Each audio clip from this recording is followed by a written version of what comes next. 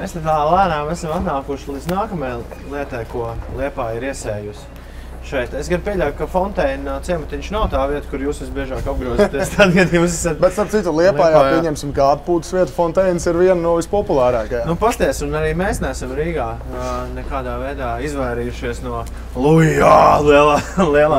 lielās ēdienu impērijas. Es esmu pāris reizes ar jums bijis backstage.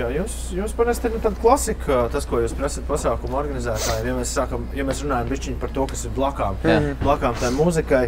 Parasti jums tur ir kaut kāda parasta gaļas plakta, uzgriezts gurķītis un jūs tā...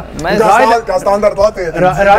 Raideros jūs baigi nešikojat, nav tur kaut kāda izmeklēta šampanieši un vēl viss kaut kas. Mums raiderī ir rakstīts uzkodas, nav tā, ka kaut kas konkrēts tur vajadzīgs, tur kamieļu piens vai ko. Valds rozes un Xbox, lai paspēlētu, gluži mēs tā kā neprasam, jā.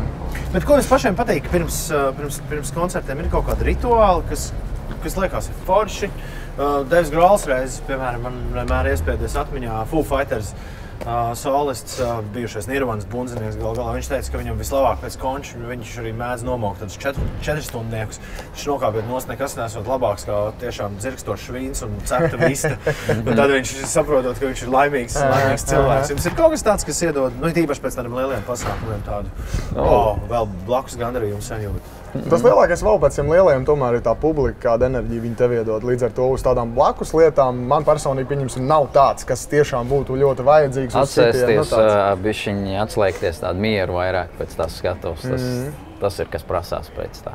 Jūs esat arī grupa, kas visu laiku ir tūrē, kas nepārtraukti kopš vien jūs esat radušies, kas ir ceļā. Nav nekad prasījies, davai paņemam kaut kādu 3 mēnešu atpūtiņu, višķiņu uztaisam pauzīt, jo tomēr pasaulē čaļi, kas šancē tādā tempā un tādos daudzumos kā jūs, viņi ik pa laikam tomēr arī noiet bišķiņu no tās skatuves, lai tā... Mums ir ļoti foršs variants ir tas, ka mēs koncertus lielākoties nerīkojam paši. Mūs aicina cilvēki.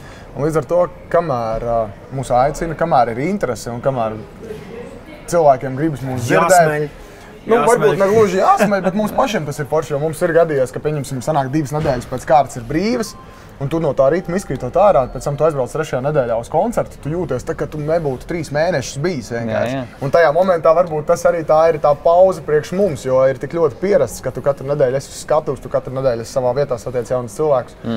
Ik pa nedēļā jau trāpās, nav jau tā, kad ir pilnībā visu laiku katru pieejam sestdienu. Tā jau trāpās pa nedēļā. Zin kā tā pirmdiena, otrdien, trešdien, ceturtdien, piekdien mums viņi, ceturtdien, pie ceturtdienas beidzās, viņi jau ir tāda...